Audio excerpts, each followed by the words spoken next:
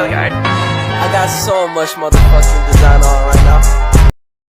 Perkenalkan, nama saya Renal Alvaro Surbakti. Di sini saya akan membahas sistem koloid. Pertama-tama, apa itu pengertian dari koloid? Koloid adalah jenis campuran antara larutan dan suspensi.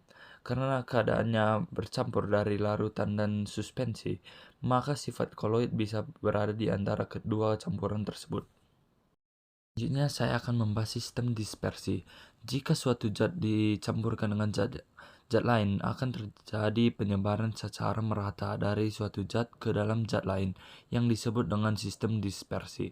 Berdasarkan ukuran partikelnya, sistem dispersi dibedakan menjadi 3, yaitu larutan, koloid, dan suspensi. Yang pertama, suspensi. Suspensi merupakan sistem dispersi di mana partikel yang ukurannya relatif besar tersebar merata di dalam medium pendispersinya. Suspensi merupakan sistem yang tidak stabil sehingga jika tidak diaduk terus-menerus akan mengendap akibat gaya gravitasi bumi. Yang kedua, larutan. Larutan adalah sistem dispersi yang ukuran partikel-partikelnya sangat kecil sehingga tidak dapat dibedakan antara partikel pendispersi dengan partikel terdispersi, walaupun menggunakan mikroskop dengan tingkat pembesaran yang tinggi. Tingkatan ukuran partikel adalah molekul atau ion-ion sehingga larutan merupakan campuran yang homogen dan sukar dipisahkan dengan penyaring atau sentrifugasinya. Ketiga, koloid. Koloid diambil dari kata kolia yang berasal dari Yunani, yang berarti lem. Koloid pertama kali diperkenalkan oleh Thomas Graham pada tahun 1861. Koloid merupakan sistem disperse dengan ukuran partikel yang lebih besar dari larutan, tetapi lebih kecil daripada suspense. Beberapa koloid tampak jelas secara fisik, misalnya santan, susu, dan lem. Tetapi ada juga koloid tampak seperti larutan kanji, contohnya kanji yang masih encer dan agar-agar yang masih cair. Di sini saya akan menjelaskan perbedaan larutan, koloid, dan suspensi. Yang pertama, larutan. Homogen tidak dapat dibedakan walaupun menggunakan mikroskop ultra. Koloid secara mikroskopis bersifat homogen jika diamati dengan mikroskop ultra. Suspensi bersifat heterogen. Larutan semua partikelnya berdimensi kurang dari 1 mikrometer. Koloid partikel berdimensi antara 1 mikrometer sampai 100 mikrometer. Suspensi partikel berdimensi lebih dari 100 mikrometer. Larutan terjadi hanya 1 fase, koloid terjadi 2 fase, suspensi terjadi 2 fase. Larutan bersifat stabil sehingga tidak dapat dipisahkan. Koloid bersifat stabil, tidak dapat dipisahkan. Suspensi bersifat tidak stabil sehingga mudah dipisahkan. Larutan tidak dapat disaring. Koloid dapat disaring menggunakan penyaring ultra. Suspensi dapat disaring. Larutan penampilan jernih, koloid berpenampilan keruh jernih. Suspensi berpenampilan keruh. Contoh dari larutan gula. Contoh dari koloid, santan. Contoh dari suspensi, air kopi. Selanjutnya saya akan membahas sifat-sifat koloid. Yang pertama, efek Tyndall. Efek Tyndall adalah cahaya yang berhamburan oleh partikel koloid, di mana partikel larutan berukuran lebih kecil daripada partikel koloid. Oleh karena itu, berkas cahaya dapat dihamburkan. Contoh efek Tyndall adalah cahaya matahari yang menyebabkan debu terlihat di udara atau sinar laser yang terlihat dalam kabut. Yang kedua, gerak Brown. Gerak Brown adalah faktor penyebab partikel-partikel koloid dalam medium pendispersinya menjadi stabil, dan partikel koloid bisa tidak mengendap karena adanya gerakan secara acak yang terus terjadi dapat mengimbangi gravitasi bumi. Gerak zigzag pada partikel koloid disebut gerak Brown. Gerak ini disebabkan oleh tumbukan yang tidak seimbang antara partikel-partikel koloid yang terdispersi dengan molekul-molekul medium pendispersinya. Yang ketiga, Absorpsi.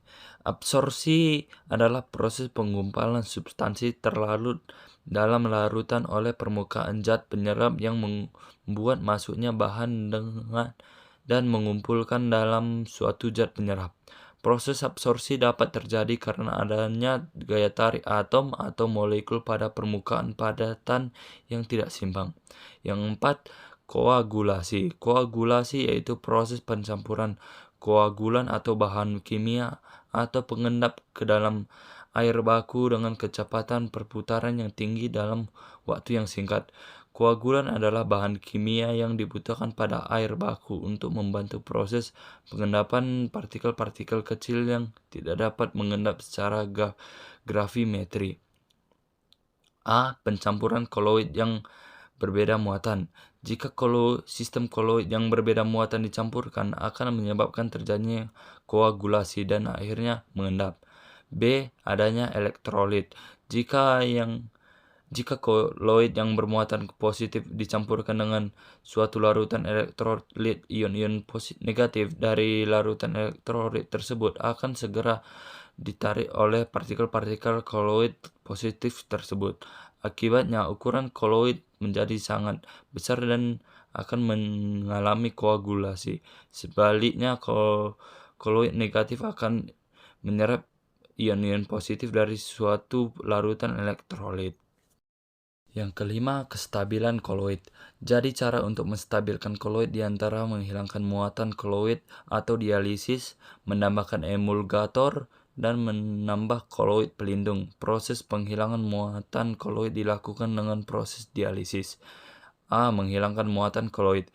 Koagulasi dapat dicegah dengan cara menghilangkan muatan dari koloid tersebut. Proses menghilangkan muatan di koloid harus dilakukan dengan proses dialisis. Pada dasarnya, proses dialisis proses menghilangkan muatan koloid dengan cara memasukkan koloid ke dalam membran semi-permeabel. B. Penambahan stabilisator dengan menambahkan emulgator dan koloid pelindung. Emulgator adalah zat yang ditambahkan ke dalam suatu emulsi dengan tujuan menjaga koloid agar tidak mudah terpisah. Koloid pelindung adalah koloid yang ditambah ke dalam sistem koloid agar menjadi stabil. Yang keenam, koloid liofil dan liofob. Koloid liofil yaitu jenis koloid yang fase terdispersinya dapat menarik medium pendispersinya merupakan cairan, sehingga sifatnya kental. Zat-zat yang tergolong koloid liofil adalah lem karet, lem kanji, gelatin, agar-agar, dan busa sabun. Koloid liofob partikel zat terdispersi yang tidak dapat menarik medium sehingga sifatnya encer. Contohnya kanji yang masih encer dan agar-agar yang cair. Selanjutnya, pembuatan koloid. Sistem koloid dapat dibuat secara langsung dengan mendispersi suatu zat ke dalam medium pendispersi. Jika ditinjau dari pengubahan ukuran partikel zat terdispersi, cara pembuatan koloid dapat dibedakan menjadi dua cara, yaitu cara dispersi dan kondensasi. Cara dispersi adalah memperkecil partikel. Cara ini melibatkan pengubahan ukuran partikel besar menjadi ukuran partikel koloid. Sementara itu, kondensasi adalah memperbesar ukuran partikel. Yang pertama, cara dispersi. A. Dispersi langsung. Cara ini dilakukan dengan memperkecil zat terdispersi sebelum dispersikan ke dalam medium pendispersi. Sebagai contoh, pada pembuatan sol belerang dalam air serbuk belerang, dihaluskan dahulu dengan mengurus bersama kristal gula secara berulang-ulang. B. Homogenisasi. Proses penyeragaman ukuran partikel dalam upaya mempertahankan kestabilan dari sebuah campuran yang terbentuk dari dua fase yang tidak dapat menyatu atau biasa disebut dengan emulsi.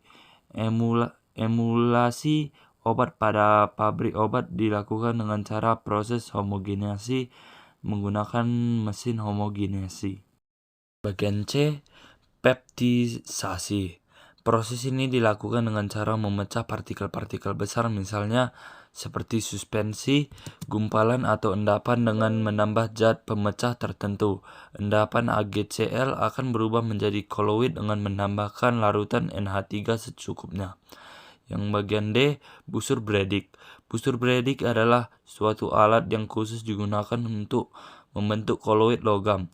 Proses ini dilakukan dengan cara meletakkan logam yang akan dibuat menjadi koloid pada kedua ujung elektrode dan kemudian diberi arus listrik yang cukup kuat sehingga terjadi loncatan bunga api listrik. Yang kedua adalah cara kondensasi. Yang pertama adalah reaksi hidrolisis. Reaksi ini umumnya digunakan untuk membuat koloid-koloid basah dari suatu garam yang dihidrolisiskan, dikreasikan dengan air. Yang B, reaksi redoks. Reaksi yang melibatkan perubahan bilangan oksidasi. Koloid yang terjadi merupakan hasil oksidasi atau reduksi. C, pertukaran ion. Reaksi pertukaran ion umumnya dilakukan untuk membuat koloid dari zat-zat yang sukar larut yang dihasilkan pada reaksi kimia. Berikut adalah jenis-jenis koloid dan contohnya dalam kehidupan sehari-hari.